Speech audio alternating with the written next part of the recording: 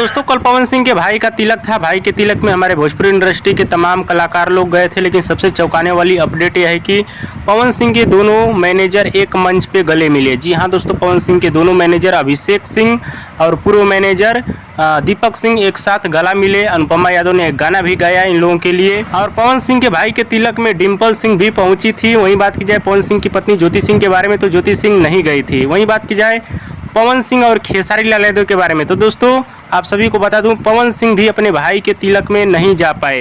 कहीं पे पवन सिंह व्यस्त हैं, कोई बड़ा प्रोजेक्ट कर रहे हैं, इस वजह से नहीं जा पाए। बात की जाए खेसारी लाल यादव के बारे में, तो खेसारी लाल यादव को भी इनविटेशन दिया गया था, लेकिन किसी कारणवश खेसारी लाल यादव भी नहीं जा पाए। हाँ तो दोस्तों ये रहा लेटेस्ट अपडेट। आप सभी को कैसा लगा हमें नीचे कमेंट बॉक्स में जरूर बताइएगा। वीडियो पसंद है तो लाइक करें, कमेंट करें, शेयर करें, सब्सक्राइब करें। धन्यवाद दोस्तों।